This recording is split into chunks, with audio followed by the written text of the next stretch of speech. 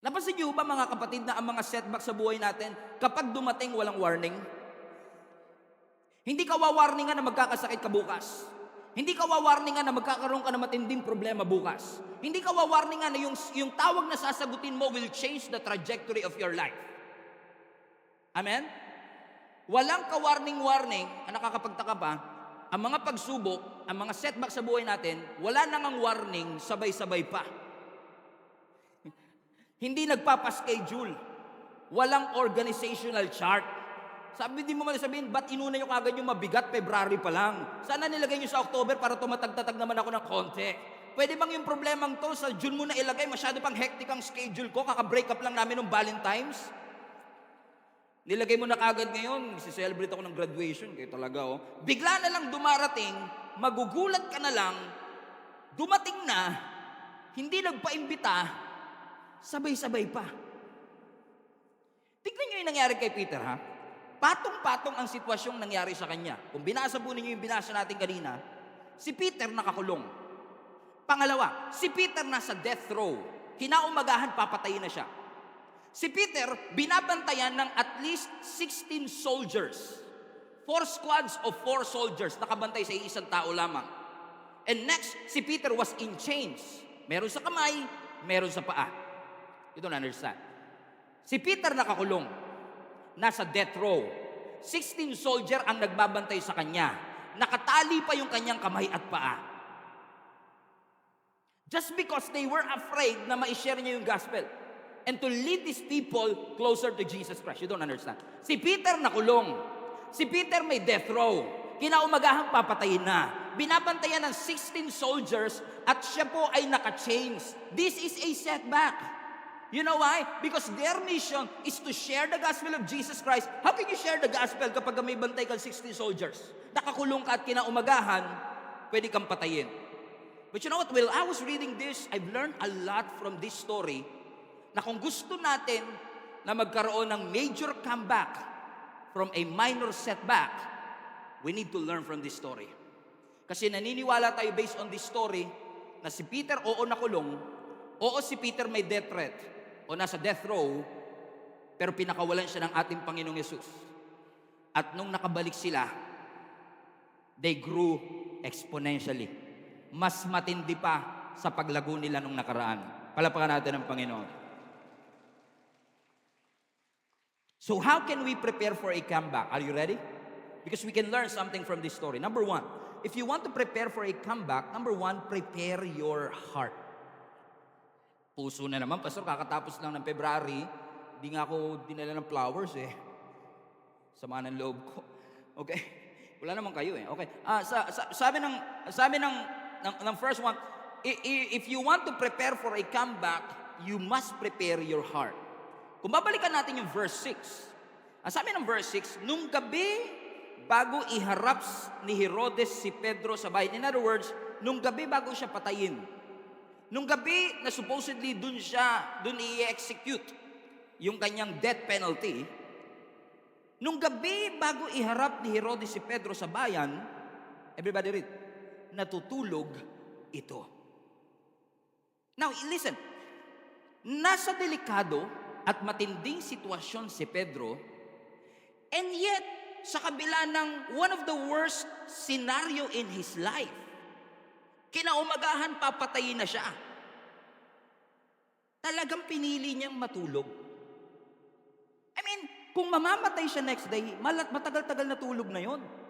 Correct? Tapos gusto mo extended pa?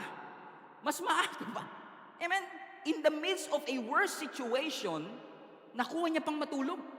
Which made me realize and which made me wonder, ano kaya ang laman ng puso ni Peter kung kaya't nakuha niya pang matulog sa gitna ng sitwasyong ito? Na kung binasa niyo po yung binasa natin kanina, hindi lang siya basta tulog. Malalim yung kanyang tulog. Bakit? Kasi hindi siya magising to the point na yung anghel pa ang tumapig sa kanya para lang siya magising. Ibig sabihin, tulog mantika si Pedro sa panahon na papatayin na siya kinaumagahan. Anong meron sa puso ni Peter? Anong confidence meron si Peter na pwede nating matutunan in the midst of a setback in our life. Kasi alam ko lang, kapag dumanas tayo ng setback, hindi ka makatulog. Ang puso mo worried, ang puso mo anxious, ang puso mo takot. So what can we learn from the life of Peter here? Let me ask the question, paano ba siya nakatulog in the first place? Well, kung babalikan natin ang context, so that's why context is very important. Kasi kung babalikan natin 8 chapters before, in Acts chapter 4, nakulong din si Peter, pero nakalaya. Siguro iniisip ni Peter, I've been to this situation before. And if God delivered me back then, He can deliver me now. Kung niligtas ako ng Panginoon nung nakaraan, alam kong ililigtas pa rin ako ng Panginoon ngayon. Hindi ito ang unang beses na nakulong ako. Hindi ito ang unang beses na narito ako sa sitwasyon na ito. And if God rescued me before, He can rescue me again. If God did it before, God will do it again. Kung pinalaya ako ng Panginoon noon, kaya pa rin akong palayain ng Panginoon ngayon. Question, why are you worried? Is this the first time na nagkasakit ka? No. Pinagaling ka ng Lord before, bakit hindi ka niya kayang pagalingin ngayon? Is this the first time that you've been broke? No. But if God did it before, He can surely did it again.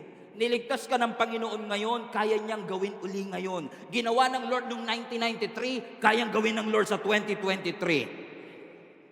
Because the last time I checked, ang sabi mismo ng ating Panginoong Jesus, I am the same yesterday, today, and forever.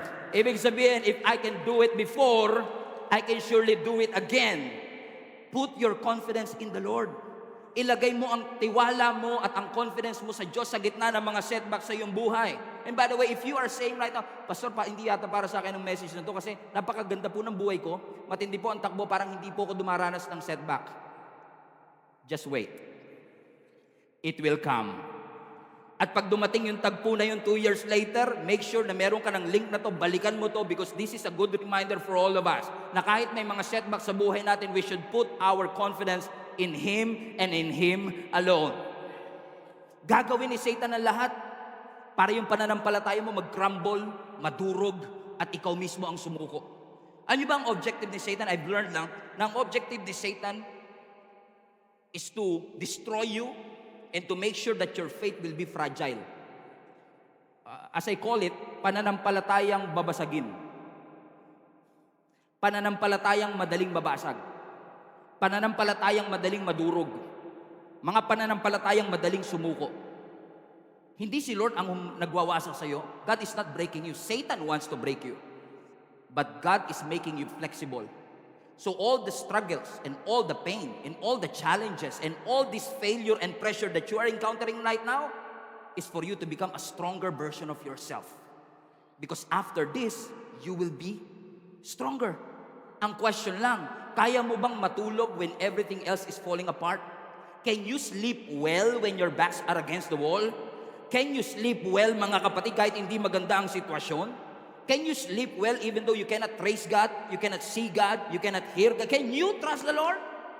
Kasi ang sabi ng Bible, God never sleeps. He never sleeps, He never slumber.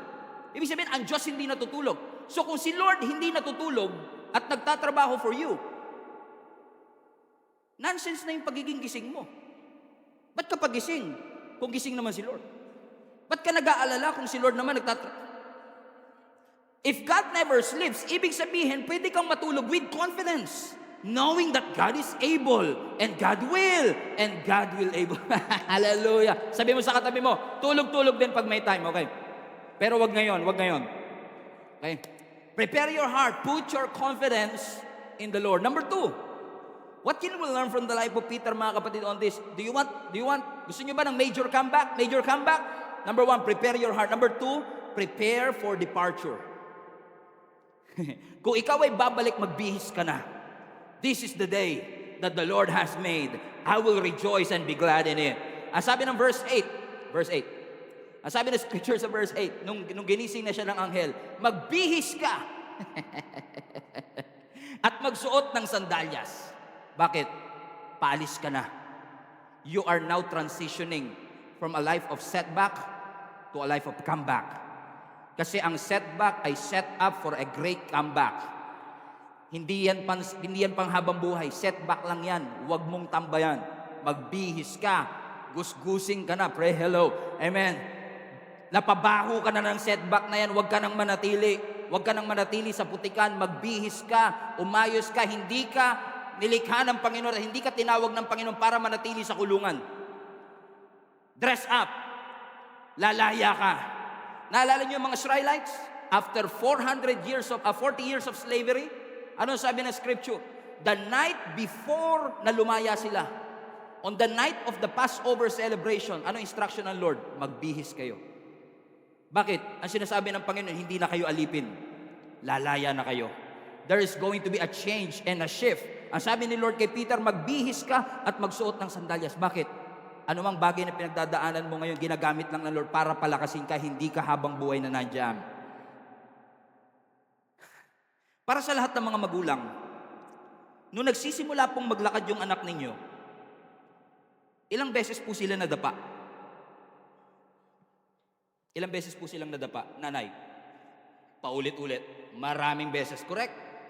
Pero pag nadapa po ang anak ninyo, anong sinasabi mo? Simula ngayon, dahil sa pagkadapa mo na yan, nakakahiya. Simula ngayon, hindi ka na pwedeng tawagin Prado. Tinatakwil na kita sa pamilyang ito. Ganun ba gagawin mo? Kapag nadapa ang iyong anak, no. I-encourage mo siya na bumangon uli. Anak, tayo. Anak, bangon. Bakit? Ini-encourage mo siya na tumayo uli. Hindi ka habang buhay, nadapa ka pero hindi ka habang buhay na nakadapa dapat. Amen? You are not meant to crawl. You are meant to run. Amen? You're not meant to crawl, you are meant to run. Sabi niya, bangon, bangon. Sinasabi ba ng mga nanay yan? Bangon. Pero ang question, ini-encourage mo lang ba siya na tumayo talaga? Tayo ka anak, no? Ini-encourage mo siya to do it again. At kahit na may risk na bumagsak uli siya, at kahit na may risk na masugatan siya, hinahayaan mo siya. Bakit? Kasi kung hindi siya madadapa, hindi siya matututong lumakad. Ano ang Lord? Hindi niya lang gusto na mapagtagumpayan mo ang buhay. Hindi niya lang gusto na matuto kang tumakbo. Gusto ng Lord, habang ikaw ay lumalakad, may nade-develop sa'yo. Paghahanda po ng Panginoon ang lahat ng mga pagbagsak at setback na nararanasan mo. Nawalan ka ng trabaho, hindi para magmukmuk, kundi matuto sa sitwasyon. Nalugi ang negosyo, hindi para magmukmuk tayo at isipin natin wala nang pakialam ang Diyos. May pakialam ang Panginoon. If you're not dead, God is not done with you yet. Hanggat may pulso ka pa, hindi pa tapos ang Panginoon sa'yo. May layunin pa ang Diyos sa'yo. Pero kailangan bumangon ka, magbihis ka, iwanan mo yung setback na yan. Don't settle for setback. Amen. Ang setback, tinatakbuhan. May natututunan, pero aalis din tayo. So kailangan, kapag nandun tayo sa sitwasyon at ginising na tayo ng Panginoon at tinampik tayo ng Panginoon, bihis na, prepare to live your old life. Prepare to live your old habits. Hallelujah. Prepare to live. Prepare to change. Kasi may bagong direksyon na gustong pagdalhan ang Panginoon sa iyo. Kaya isinara, may bubuksang bago. Kapag sinara ng Diyos ang pinto, ang bintana, may mas malaking bintanang bubuksan ng ating Panginoon. When God closed the door, greater is on the way. When God closed the door, there is more. The trials that you face will produce strength, endurance in your life. May tinuturo ang Diyos. Yun nga lang, unfortunately, hindi talaga madali pag dumaan tayo dito. Kaya minsan tayo, hindi tayo kagad makabangon at makapagbihis kasi shocked pa tayo. Para ka nawara shock boom. Bait-bait ko nangyari sa akin to. At tali-talino ko, bumagsak ako. Di ba? Nasa-shock ka eh. Ang galing ko sa business, nalugi. Bakit? Ikaw mismo shock. Because you're not ready yet. Sa Romans chapter 5, verse 3 to 5, watch this. Ikinagagalak din natin ang mga kahirapang ating tinitiis. Pause. Basahin uli natin. Ikinagagalak din natin ang mga kahirapang... hold on. Sino sa inyo pag nahihirapan, masaya pa kayo? Yung na-ospital yung magulang mo, ay Lord, thank you, na-ospital sila. Matagal na rin kami bored sa bahay talaga, actually. Buti naman may change of environment. Di ba? Sino sa inyo ikinagagalak nyo pa kapag may mga pagsubok na dumating sa inyong buhay? Obviously not. Pero bakit ang sinasabi ng Bible, ikinagagalak natin, dinamay pa tayo? Kayo-kayo na lang yan. Pero bakit sinabi ni Apostle Paul, ikinagagalak natin ang mga kahirapang ating tinitiis? Maiintindihan lang natin yung part na yan pag tinuloy natin yung verse. Ulitin natin. Ikinagagalak din natin ang mga kahirapang ating tinitiis dahil alam nating ito'y nagbubunga ng pagtsatsaga. At ang pagtsatsaga ay nagbubunga ng mabuting pagkatao. At ang mabuting pagkatao ay nagbubunga ng pag-asa. At hindi tayo binibigo ng pag-asang ito sapagkat ang pag-ibig ng Diyos ay ibinuhos na sa ating mga puso sa pamamagitan ng Espiritu Santo na ipinagkaloob sa atin. Let me repeat. Sabi ng Scripture, ikinagagalak daw dapat natin ang mga kahirapang ating tinitiis. Sino sa inyo masaya po kayo? Pinopost nyo pa sa Facebook, ay glory to God, nalugi yung negosyo namin. Purihin natin ang Panginoon. Ikinagagalak nyo ba pag may kahirapan na tinitiis? Hindi. Pero ang sabi ng Scripture, ikagalak nyo. Bakit? Dahil alam natin na yung mga hirap na yan, magbubunga ng pagtsatsaga. Magiging maligaya ka lang pala kung alam mo, yan, kung alam mo na may mabubunga siya sa'yo. So kaya hindi ka natutuwa madalas kasi hindi mo alam. Amen? Let me prove it to you again. Santiago chapter 1 verse 3. Nalalaman ninyo, yan na naman tayo sa mga alam-alam na yan. Okay? Nalalaman ninyo na ang pagsubok sa inyong pananampalataya ay nagbubunga ng pagtitiis. Kaya pala sabi rin ng Scripture, consider it pure joy when you experience various trial. Kasi ang sinasabi ng Scripture, yung pagsubok sa pananampalataya, nagbubunga ng pagtitiis. Pero mas ma-appreciate mo lang, mas magiging maligaya ka lang sa pagtitiis kung alam mo. Ang ganda na sinasabi, tingnan nyo yung sinabi ng James ulit. Balikan na niya yung one. Tingnan nyo, ang ganda na sinasabi ni Santiago rito.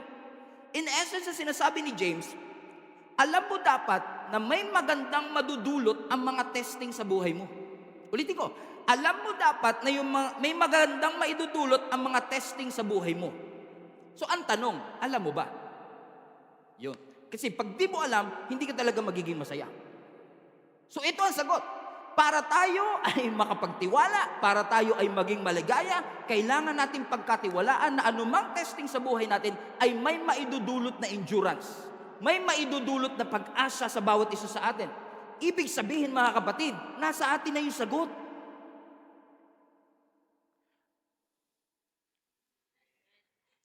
Ang problema, hindi lahat ng nakakaalam ng sagot nagtatagumpay. Knowing the answer doesn't guarantee success. Damay-damay na to. Minsan nagtataka ka, paano ba ako papayat? Alam mo ang sagot. Alam mo eh. Tama? Sino sa inyo totoo? Alam mo. Alam mo, hindi mo na kailangan ng trainer. Alam mo ang sagot, correct? Ay ba, naman problema ka? Pastor, ba't gano'n Hindi ako makatulog sa gabi. Yung nakahiga ako, 3 oras na, hindi pa rin ako matulog. Alam mo ang sagot. Alam mo ang sagot na kapag binitawan mo yung cellphone, makakatulog ka. Right? Alam mo yun. But knowing the answer doesn't guarantee success. Hindi porket alam mo yung sagot. Kaya pala sabi ng Scripture, nalalaman ninyo yun. Kailangan alam mo pero hindi lang sapat na alam mo. Dapat yung alam mo, ina-apply mo kapatid. Now ang question, ang Biblia ba nagkulang sa sagot? No. Alam natin ang sagot. Pag tayo ay malungkot, alam natin nandito ang sagot. Pag tayo ay worried, alam natin nandito ang sagot. And yet we give up anyway. And yet we surrender. And yet we throw in the towel. Bakit? Alam natin ang sagot, but knowing the answer doesn't guarantee success. Ano ba sinasabi ng Scripture sa Santiago chapter 1 verse 6? Subalit, ang humihingi ay dapat magtiwala sa Diyos at huwag mag-alinlangan sapagkat ang nag-aalinlangan ay parang alon sa dagat na tinataboy ng hangin kahit saan. Maliwanag, magtiwala sa Panginoon. Kawikaan chapter 3 verse 5, kay Yahweh ka magtiwala, buong puso at lubusan. Alam mo ang sagot. Ano ang sagot? Magtiwala sa Panginoon. Ano ang sabi ng Hebreo chapter 13 verse 5? Sapagkat sinabi ng Diyos, hindi kita iiwan, hindi kita pababayaan. Ang nakakalungkot mga kapatid, alam natin ang kanyang salita, kabisado pa nga natin. Pero sumusuko pa rin tayo. Bakit? Hindi kasi lahat na nakakaalam ng sagot nagtatagumpay. Some people wanted to quit. They wanted to throw in the towel. They wanted to surrender. May mga kilala tayong tao na pagal at hindi na makapagtagal. At ang hallelujah wala na sa ating bokabularyo. Ang praise the Lord hindi nakasama sa diksyonary ng ating buhay. Pero maraming salamat sa paalala ng kanyang salita na kailangan nating tandaan. Kailangan mong ma-realize at ma-recall, ma-remember mga kapatid, na ang tunay na pananampalataya ay nagiging absolute. Hindi kapag maayos ang buhay, kundi kapag mas mahirap ang buhay, mas magiging totoo ang pananampalataya natin. Ang real faith is not absolute kapag ang wallet mo punong-puno ng pera. Ang real faith, ang tunay na pananampalataya nagiging absolute when your backs are against the wall. Kapag tinaningan ka ng doktor at wala ka ng malalapitan, nagiging totoo ang ating pananampalataya when all hell broke loose. At yung inaasahan natin ay hindi nangyayari sa ating buhay. Maraming salamat sa kanyang mga salita na nagpapaalala sa atin. Ugain man tayo ng pagsubok, hindi tayo magpapayanig. We were shaken to make us unshakable. And remain faithful. Don't give up your faith. Keep the fire burning. Keep up the faith. Sino po sa inyo gusto ng malalaking pananampalataya? Ako gusto ko eh. Taas nga po kamay. Sino sa inyo gusto ng big faith? Big faith. Big faith. Now, ano ang susi sa big faith? Do you know the answer? Kung gusto mo ng big faith, kailangan makaranas ka ng big problem. Kasi ang big faith, it doesn't make sense kung wala kang big problem. And minsan nagiging genuine and authentic ang faith mo kapag meron kang matinding pagsubok. Pansinin niyo to. Pag meron kayong, inuubo ako. Tusiran. Para mainit ako ngayon, inom ka na kagad Biogesic every 4 hours. Wala nang pray yun. Di ba? Pero pag parang may bukol ako dito. Pray tayo. All of a sudden, you need big faith. All of a sudden, you have to call your pastor, Pastor, pag-pray mo naman ako, may nakakapapo kong bukol dito, baka mamaya kung ano na po ito eh. Oh, Pastor, pag-pray mo nga po, halimbawa, yung anak ko, matigas ang ulo, pag-pray natin. Pero kapag yung anak ko, parang sinasanay ba ng diablo to, okay, patawag mo na si Pastor. Oh. Pag mga diablo na ang involved, pati kami sinasama. Kayo naman nagsimula niya, ba't yung kami dadamay? Amen? Bakit? Kasi minsan parang hindi matesting yung, parang takot tayo, no? Na dumanas sa malalaking pagsubok. And I understand where this is coming from. Pero sa totoo lang mga kapatid, kapag yung problema matindi, pero yung faith mo hindi sumusunod, ma-overwhelm ka. Doon nagsisimula na parang gusto na nating sumuko kasi yung faith hindi sumasabay sa laki ng problema. The bigger your Goliath, the bigger your faith should be. The higher the Jericho wall, the higher your faith should be. Because kahit gaano kataas ang higante sa iyong harapan, mas mataas pa rin ang Diyos mo. Kahit gaano kalakas ang Goliath sa iyong harapan, mas malakas pa rin ang Diyos mo. Yung nga problema ko, Pastor, nagsisimba naman ako lagi. Pag Sunday service nga natin, lagi ako maaga, 3 p.m., 1 o'clock, nandito pala ako, naabot ako pa yung mga naglalabasa sa church. Pag nag-fasting ako, Pastor, 7 days a week. Diba, may mga ganun ba tayo, diba? Parang pakiramdam ko, lapit-lapit ko sa Lord, di ko deserve itong mga problema to. Kaya nasasya kapag ang lapit mo na kay Lord, dumanas ka pa ng pagsubok eh. Kasi expectation mo, yung mga nakakaranas ng matitinding pagsubok, yung mga lumalayo sa Diyos, lumayo ka sa Diyos, bigyan ng problema yan. Bigyan mo na rin ng jacket, di ba? Baka ginawin. Pero ako, lagi ako nasa church, hindi ko deserve ito, Pastor. Now, listen to me. Even the righteous will fall. Even the righteous will go through this. Proverbs 24:16. Basa. Kawikaan 24:16. Ang taong matuwid, mabuwal man ng 7 ulit, tiyak makakabangon uli. Ganda! Alam ko kung saan kayo pumalakpak. Sa makakabangon ulit. Ha? Oh, nakakapalakpak naman talaga, hindi pa makakabangon. Wow! Hindi pa tapos eh. Di ba? Kasi nakaka-inspire naman talaga. Makakabangon ulit. Usually, pag binabasa natin tong verse na to, madalas nakafocus na kagad tayo dun sa tiyak makakabangon ulit. Kasi hindi sinabing maybe eh. Di ba? Tiyak. May certainty. May assurance na makakabangon. Pero bago ka pumunta dun sa makakabangon, may sinabi pa sa simula. Amen? Ano yung sinabi sa simula? Ang taong matuwid, mabuwal man ng 7 ulit. Ibig sabihin, kahit taong matuwid, nabubuwal din. Di ba kaya nga nabuwal kasi hindi matuwid, pastor? Hindi, kahit matuwid nabubuwal. Kasi reminder ng Panginoon sa atin yon na wala kang pwedeng pagkatiwalaan kundi ang ating Panginoon lang. Ang pagbagsak natin, ang pagkalugi natin, ang pagkatanggal natin may look like a mistake. Sabihin natin sa Panginoon, Lord, nagkamali ka po yata. Mali po yata yung address na pinagdala nyo ng problema. Hindi po sa akin yan, sa kapitbahay ko po yan. Nagbe-videoke ito hanggang alas 3 sa madaling araw. Ito ang deserve ng mga pagsubok sa buhay. It may look like a mistake, but God knows exactly what He is doing. Kung inalaw ng Panginoon na mangyari sa iyo, para sa iyo talaga yan. Pero hindi ibig sabihin na kinalimutan ka ng Panginoon. Kasi kahit na matuwid, nabubuwal din. Pero tiyak ang pagkabangon nito. Bakit? Kay Lord ka nakakapit eh. God knows that you will fail. God knows that you will fall. God knows that you will lose. God knows that you will mess up. But you are not defined by your failures. Let me repeat, you are not defined by your failures. Third time is a charm. You are not defined by your failures. Unless you stay there. Unless you stay there. Because when you get up, you will be defined by what you overcame. Usually tayo, tinatawag natin sarili nating failure because we failed. Tinawag natin ang sarili nating loser because we lost. Listen to me, in God, you are not a permanent loser. Ang identity mo natatied up lang sa circumstance mo if you stay there. You are not meant to stay there. You are meant to dress up and move. Amen? Ang question, paano ka magre-respond kapag ikaw ay bumagsak? Sa mga NBA, di ba? Sa gitna ng kanilang worst game, ang mag-define sa isang player, paano siya bumangon after ng worst game? How would you stand up after that loss? How would you stand up? How would you respond? So, we are defined not by our failures. We are defined by our response to the failures that we have encountered in our life. Lord, bakit nangyari sa akin to? Lagi naman ako malapit sa iyo. Ginagawa ko naman ang lahat para sa iyo. Ba't ang hirap-hirap ng buhay? Sino man nagsabing madali ang buhay?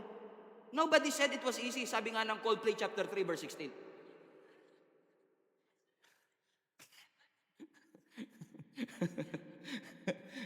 Amen? Sino ba nagsabi sa atin na ang pangarap madaling makamtan? Sino ba nagturo sa atin na ang success madali lang akyatin? Wala. Tayo lang ang nagsabi sa ating sarili, walang pangarap na madaling makamtan, walang success na madaling ma-achieve. Mahalaga yung response mo sa mga pagbagsak ng iyong buhay. Get up and prepare to live. Get up and prepare to walk away. Sabi mo sa katabi mo, bihis! Aalis tayo. Amen? Purihin ang Panginoon. Prepare for departure. Calling all the last remaining passengers of 5J842 bound for success. You are now ready to board through boarding gate number 3. All aboard, please. All aboard, please. Number 3. Prepare to be blown away. Prepare to be blown away. Are you ready for 2023? I am. What's this? Verse 9. Verse 9. Lumabas at sumunod si Pedro sa anghel, ngunit hindi niya alam kung totoo nga ang mga nangyayaring iyon. At ang akala niya, pangitain lang. Nangyari na ba sa inyo to, na may natanggap kayong blessing mula sa ating Panginoon, na kahit ikaw hindi ka ba kapaniwala na binigay sa iyo ng Lord, na wala kang ibang nabanggit kundi, wow? Nung nagpe-pray ka, aw. Nung binigyan ka ng advice, how? Pero nung na-receive mo yung blessing, hindi ka makapagsalita, sabi mo na lang, wow. May mga ginawa ba ang Diyos sa buhay mo na hindi ka makapaniwala dahil sa faithfulness ng Diyos at nasabi mo na lang, wow. Tinaningan ka ng doktor pero buhay ka pa rin ngayon, wow. Hindi ka nakatapos ng pag-aaral pero maganda ang takbo ng buhay mo, wow, sana all. Napopromote ka every 3 months, wow. Hindi ka nag-apply, natanggap ka ba sa trabaho, wow. Talagang wow yun. Nakaka-amaze minsan gumawa ang Panginoon. Nakaka-amaze, sa totoo lang mga kapatid, si Peter, lumalakad na siya dun sa miracle, di pa niya alam na totoo. Amazed na amazed siya eh.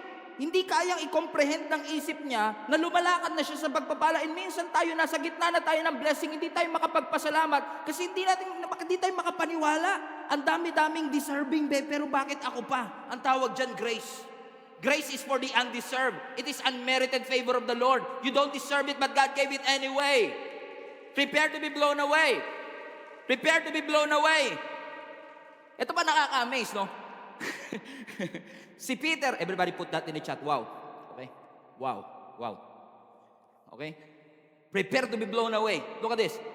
Nung lumaya si Peter, hindi siya dumaan sa back door. Nung tinakas siya ng anghel, kasi usually pag tinatakas ka, hindi ka dadaan sa may CCTV. Correct? Pero nung tinakas siya ng angel, hindi sila dumaan sa back door.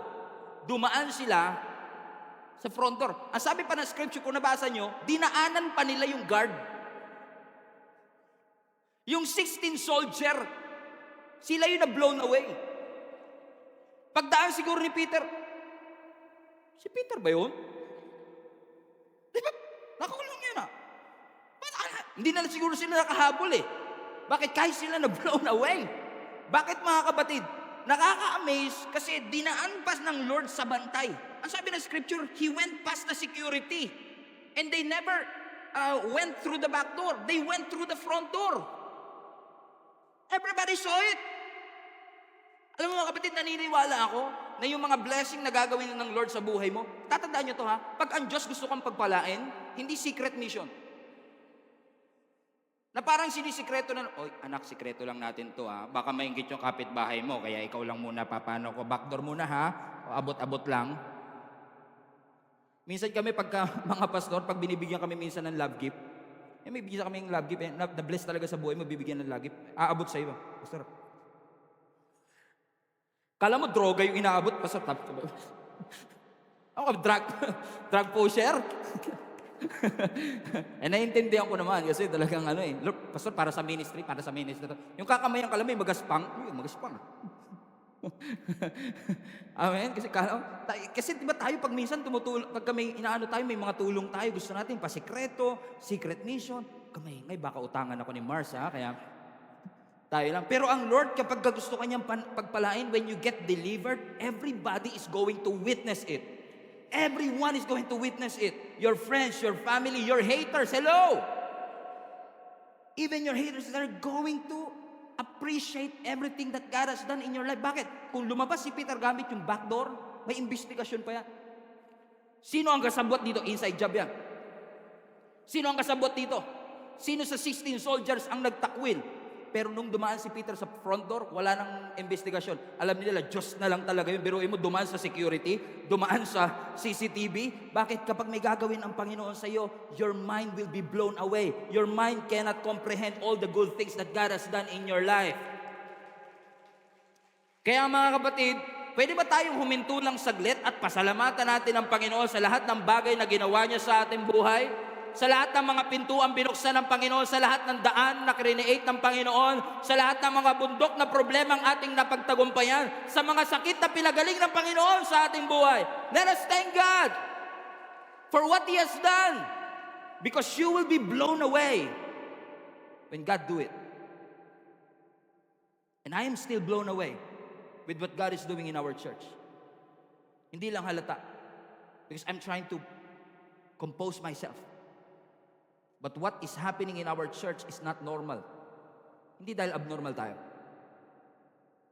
But what's happening in our church is not normal. And I believe all the investment, all the sacrifice and dedication of the past, nakita ng Lord John at ngayon hina-harvest natin for the glory of God. Ito pinakamatindi pa. Hindi pa tapos ang Diyos. So prepare to be blown away. Prepare yourself for a better, brighter tomorrow. Prepare yourself. Alam ko nahihirapan ka, pero ihanda mo ang sarili mo. Alam ko ngayon nagkakagulo-gulo kayo, pero ihanda mo ang sarili mo kasi one day magkakasama kayo sa church. Alam ko ngayon nag-struggle kayo financially, pero humanda ka, prepare yourself, dress up, dress for success. Prepare your heart and prepare to be blown away because God is going to shift you from nothing to something. Amen. From mess to message, from test to testimony, from labor to favor, from trials to triumph. He's gonna blow your mind away. Amen. Ilagak mo lang ang lahat sa kamay ng ating Panginoon. Gagawa siya ng daan. God is not letting you down. He is setting you up. Setbacks are made so that you can come back stronger and better than you were before. Kapag may setback, may comeback. Amen? Be strong. Pakatatag ka. Ikaw lang ang nag-iisang Kristiyano sa pamilya mo, may rason ng Diyos. Ikaw lang ang ayaw sumuko, may rason ng Diyos. Anumang ihip ng bagyo, alam ko may layunin ng Panginoon. Ang kandila, pag hinipan mo, namamatay agad. Kakantahan mo pa yan. Happy birthday to you. Happy birthday to you. Happy birthday, happy birthday. By the way, nag-celebrate ako ng 28th birthday ko nung... What's wrong with you? Grabe yung pagtutol. Oh. Happy birthday to you. Tapos ihipan mo, blow the candle. Patay. Marami sa atin, parang pananampalataya natin, parang kandila. Isang ihip lang ng pagsubok, patay. Kinantahan ka pa, papatayin ka lang din pala. Pero alam mo, dapat ang pananampalataya natin is so fired up, parang sunog. Yung sunog, lalo mong hinahanginan, lalong lumalakas. Lalong binabayo ng pagsubok, lalong lumalakas. Lalong tumitindi ang problema, lalong lumalakas. Kaya ang kaaway, litong-lito sa iyo. Yung demonyo nagkakagulo sa impyerno, sabi na, ang tindi na ng problema ang pinadala mo sa pamilya na yan, nagsisimba pa, nakatayo pa din, nananampalataya pa rin, litong-lito siya eh. Kasi pinadalan ka ng setback para sumuko, pinadala ka ng setback para mag-quit. Pero nung pinadalan ka ng setback, nagpasalamat ka pat ikinagalak mo pa kasi magpuproduce ito ng something in you. Yung nadapa ka na, bumagsak ka na, nawasa ka na, but your story is not done yet. Your story is not over yet. So kung may problema man sa pamilya, bangon! Bangon! Amen? Bumangon tayo, magising tayo sa katotohanan, baka natutulog pa rin tayo. Gusto ka nang palayain ng Panginoon, prepare yourself for a comeback. Comeback is real. May problema man tayo kayong mag-asawa, bangon, you can have a comeback. Lulong ka man sa bisyo, bumangon ka kapatid. Kaya mo pang magbago, it's not too late to change. Nagkamali ka man, bumangon ka, it's not too late to change. God is willing to accept you just who you are. Bumagsak ka man, bumangon ka, bumalik ka sa ating Panginoon hanggat hindi ka papatay. Hindi pa tapos ang Panginoon sa iyo. Hanggat buhay ka, may layunin pa ang Panginoon sa iyo. Amen? So remain trusting the Lord, magtiwala ka lang at magugulat ka kapatid sa gagawin ng Panginoon sa iyo. Prepare your heart. Prepare to leave, dress up, prepare for departure, and prepare to be blown away. I'm excited that this house in the next few months will be filled with testimonies of how the Lord delivered us from all the setbacks and all the trials that we've faced. I'm excited to hear your story kung paano ka tinulungan ng ating Panginoon. Down na down ka ngayon, pero darating ang panahon na nasa stage ka at magte-testify ka ng kabutihan ng ating Panginoon. You will not remain there. It's not done yet. God is not over with you yet. Hallelujah. Let us